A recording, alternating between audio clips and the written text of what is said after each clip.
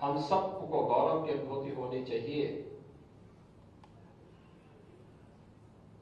कैसे दिव्य गुरु परंपरा का सानिध्य सिख पंथ के अनुयायियों को प्राप्त हुआ, जिन्होंने अपनी साधना से, अपने सामर्थ्य से न केवल इस कौम को बल्कि पूरे देश को, पूरे सनातन धर्म को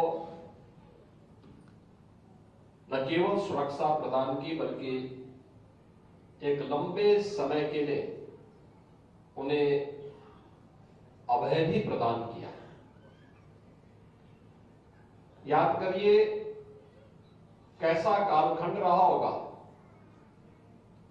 गुरु नानक देव जी से ही परंपरा चलती है। देखते हैं एक विदेशी आक्रांता बाबर के रूप में देश के अंदर अत्याचार कर रहा है, उसके खिलाफ गुरु नानक देव जी आवाज उठाते हैं। इतिहास के उन पन्नों को कौन नहीं जानता,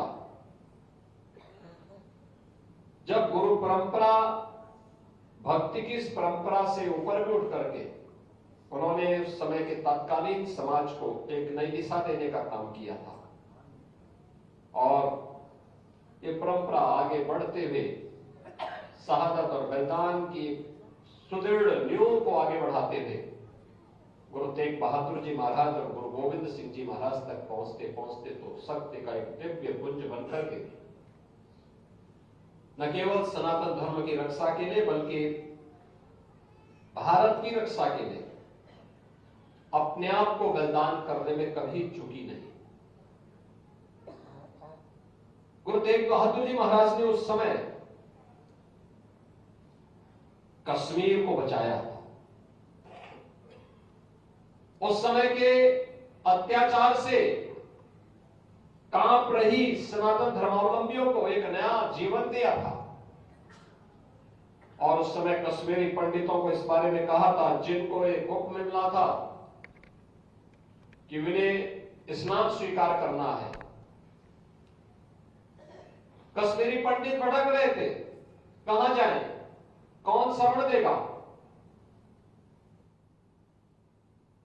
तो अंततः उनको शरण मिली गुरु तेग बहादुर जी महाराज के पास, जिन्होंने कहा कि नहीं, तुम मना मत करना, ये बोलो कि पहले हमारे गुरु को इस्लाम स्वीकार करा दो, अगर वो इस्लाम स्वीकार कर लेते हैं तो हम भी स्वीकार कर लेते हैं।